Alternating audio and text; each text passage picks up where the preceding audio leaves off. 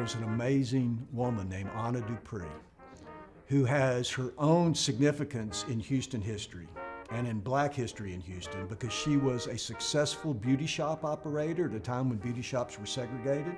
She married a man named Claude Dupree, and they were very successful entrepreneurs even during the Depression era of the 1930s. And they built the Eldorado building and opened it, I believe, in 1939.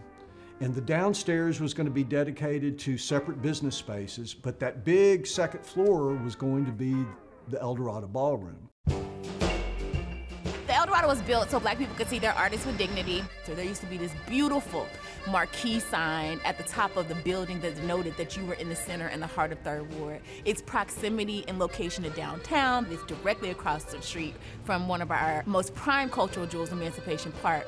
It was a place where folks, African-American folks, would dress in their finery and go to hear music and to dance and to socialize. And a lot of prominent black social clubs held events there at a time when people of a certain skin tone weren't allowed to go to this place downtown or that place.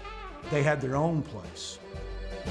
This was the Savoy Ballroom and even more in our region of the country. It saw all sorts of premier Grammy Award-winning acts. Ray Charles performed there. Duke Ellington performed there. Count Basie's played here. T-Bone Walker's played here. The great Conrad Johnson. In 1947 in Houston, he recorded a song called Howling on Dowling, back when Dowling Street was that drag that's now known as Emancipation Avenue. And in that song, he mentions the Eldorado. It represented achievement and status, both economically and socially among its patrons, but also among the musicians. People like I.H. Smalley, Ed Golden, Arnett Cobb, Milton Larkin. These are some of the band leaders that were there.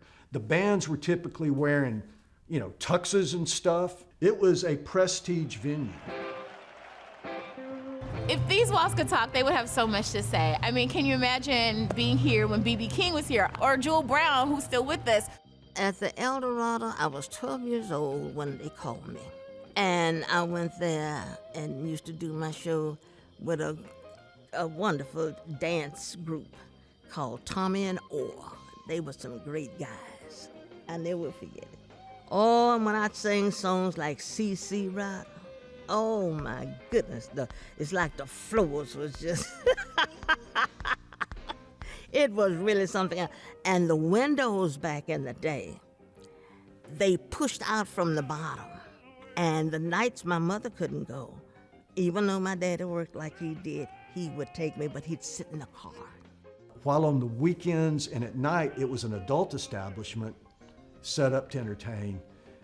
It also had a role in the community that makes it extra important, and that is often on Saturday afternoons, they would have sock hops for teenagers and or talent shows, where kids that couldn't go in a nightclub could come on a Saturday afternoon and they'd spin records and could dance.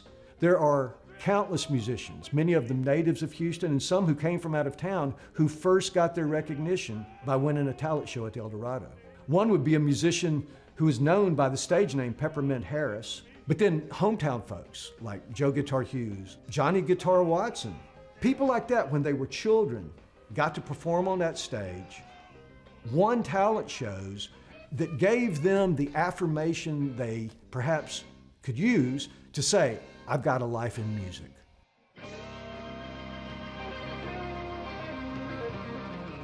The Eldorado Ballroom. It did change a few times over the years. There was a fire at one time and there was some reconstruction. At some point later on, they got air conditioning. The thing that hurt the Eldorado, apart from some general social change and change in musical taste, was at that time, they didn't have any parking places. And so you have this irony. As the community becomes more affluent and owns automobiles and more spread out and is no longer segregated into one place, that works against the interests of the old prominent place. Get to getting, take the baby home and pet and put it to bed.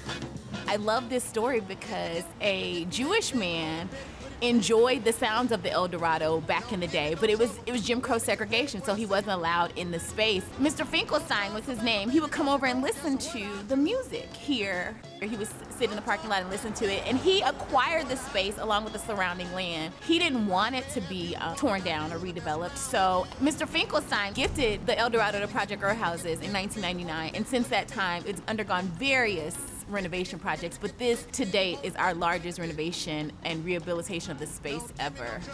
Project Row Houses was founded in 1993 by 7 visionary African-American artists who not only wanted to showcase their work in this neighborhood, but wanted to protect and preserve the rich history and culture of 3rd Ward. They were inspired by Dr. John Biggers at Texas Southern University's art department. He founded that department. A lot of them studied under him.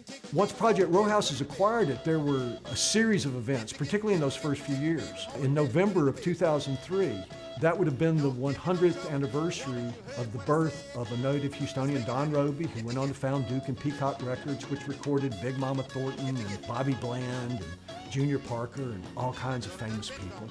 We drew a lot from folks who were still alive in the region and in the community that could come in and help us understand what the Eldorado had been, what it could be. When the renovation project is complete, of course, it will be brought back up to code with this sound system that will be able to accommodate all types of performance artists, but it'll also be a gathering space. We don't want to lose that part of this space that people like to gather here for life milestones, but we just see this as another opportunity to offer some real holistic life amenities to improve the quality of life of our community and our neighbors. So many American cities look the same, but when you find something that's distinctive, that's rooted in that place historically, and it isn't just physically there, but that is of that place. That's a different kind of thing. It can meet a need, a larger social need that goes way beyond music history, as a place where people can connect with each other, connect with the neighborhood, connect with the city, and connect with our history. This is a space that the community is deeply emotive of. They have such great reverence for this space and have celebrated so many great life milestones. And so we're so excited that we're able to raise the resources to bring this great storied building back to what it once was. I feel all right. I feel all right.